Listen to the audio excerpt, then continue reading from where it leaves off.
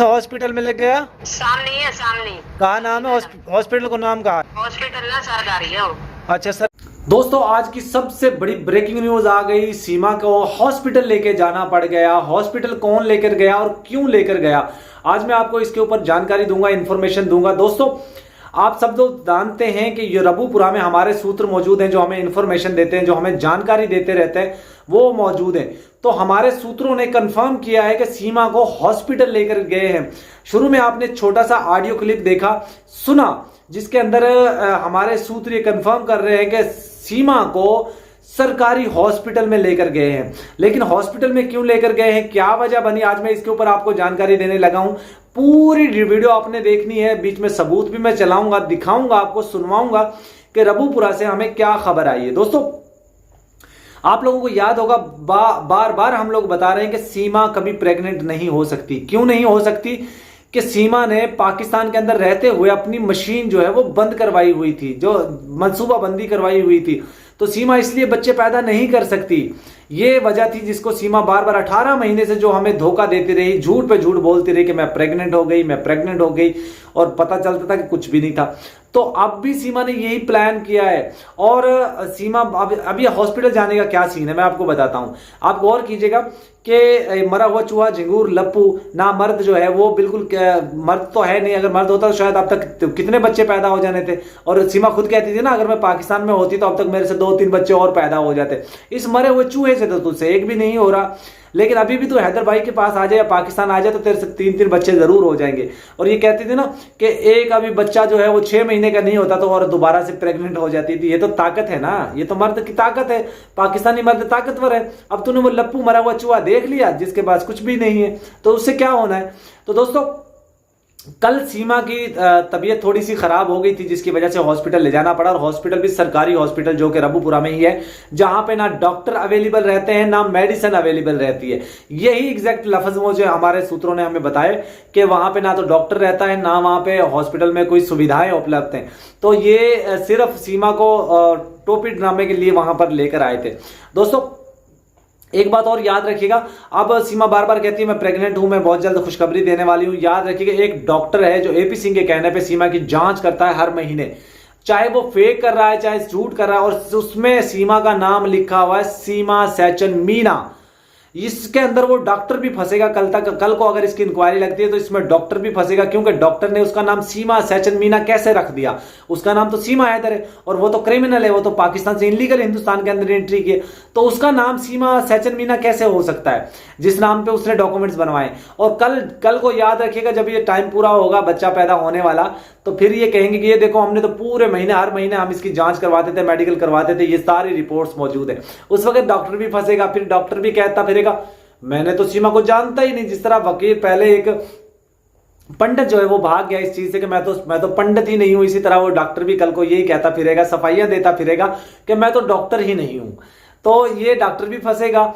और साथ ही साथ अब सीमा जो हॉस्पिटल गई है, तो हो सकता है आने वाले चंद दिनों में इनका भांडा फूट जाएगा। जो ये कहती थी मैं प्रेग्नेंट हूं, मैं प्रेग्नेंट हूं, इसका भांडा फूट जाएगा और ये कहेगी कि मैं गिर गई थी, मैं सीढ़ियों से गिर गई थी, या मुझे कोई प्रॉब्लम हो गया था जिससे मेरा मिसकैरेज हो गया।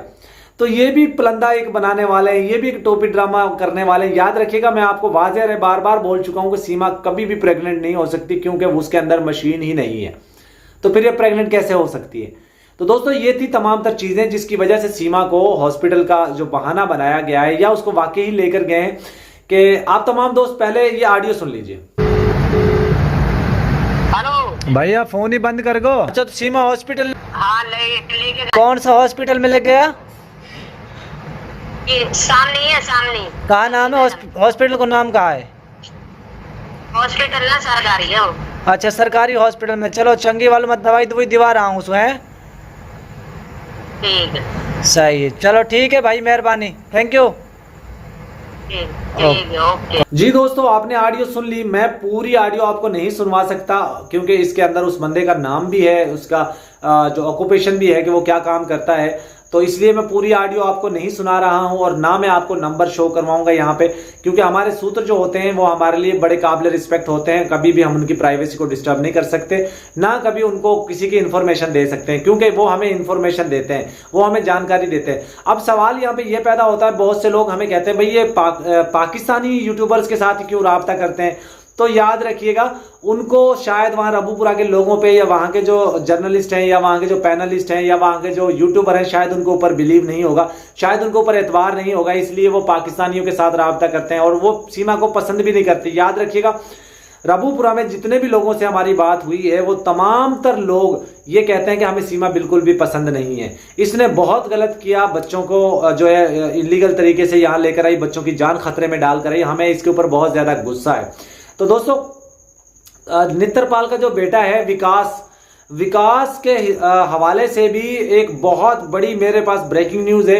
वो अपनी बहन के घर, अंजलि के घर जा चुका है और पिछले कोई महीने भर हो चुका है अपनी बहन के घर है। वो क्यों बहन के घर है, क्या वजह बनी कि उसको अपना घर छोड़ना पड़ा, इसके ऊपर एक बहुत तहलका खेज खबर मैं लेकर आने लगा हूं। वो मेरे पास उनके ऑडियो वीडियोस मौजूद है, जिस वजह से वो वहां छोड़कर रबूपुरा को छोड़कर अपनी बहन अंजलि के पास गया है। इनकी एक बहन है अंजलि, जो रबूपुरा से जिसकी शादी कर दी है इन्होंने, और दूसरी एक और बहन है जो अभी तैयार हो रही है रबूपुरा में, सहचन मीना की छोटी बहन, जो कि बिल्कुल तैयार हुई, नटखट है अभी, तो बहुत जल्द वो भी तैयार होगी और वो भी भागेगी। अंजलि भी पिछले दिनों दुबई जाने के लिए तैयार थी, लेकिन वो भी पकड़ी गई।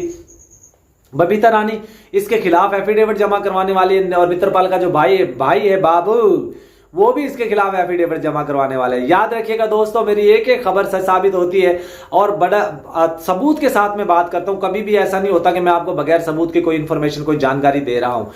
अब सीमा का पोल खुलने वाला है, सीमा की प्रेगनेंसी जाया होने वाली है। जो प्रेगनेंसी का बार बार ये जिक्र करती है ना, मैं प्रेग्नेंट हूं। अरे प्रेग्नेंट नहीं है, हमें पता है दोस्तों, ये प्रेग्नेंट कभी हो ही नहीं सकती। इसने तो ऑपरेशन करवाया हुआ था पाकिस्तान में।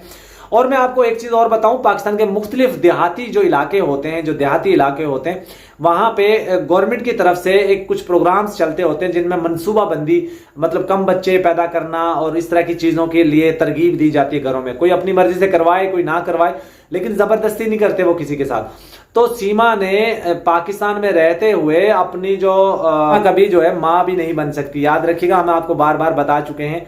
इसने ऑपरेट करवाया हुआ था, फिर ये कैसे कहती कि मैं मां बनने वाली हूं। भाई ये कैप्सूल, ये गोली तू उन लोगों को दे सकती है, रबूपुरा के लोगों को, क्योंकि वो शायद बेवकूफ हैं, शायद वो समझते नहीं है, वो उनकी बुद्धि भ्रष्ट हो चुकी है। शायद उनको पाकिस्तानी माल मिल गया है, सीमा मिल गई है और सीमा के लिए वो कुछ भी कर सकते हैं। ये वही लोग हैं जो कल तक सीमा को अपनी भाभी मानते थे, कोई बहन मानते थे, अब आहिस्ता आहिस्ता इसको छोड़ना शुरू हो गए हैं, आहिस्ता आहिस्ता इससे दूर जाना शुरू हो गए। जब वो एपी सिंह दगड़दल्ला भाग गया है, वो इसको छोड़कर भाग चुका है, तो अकेला छोड़ दिया अपनी बहन को इतने गुंडों के बीच में। वो कहते हैं ना, रजिया गुंडों में फंसी, एक गाना है ना, आपने सुना होगा, रजिया गुंडों में फंस गई, अल्लाह बचाए मेरी जान के रजिया गुंडों में फंस गई हो, वो गाना आपने सुना होगा। तो सीमा इस वक्त गुंडों में फंस चुकी है और ये गुंडे सीमा को नोच नोच कर खा रहे, रोज रोज नोचते हैं।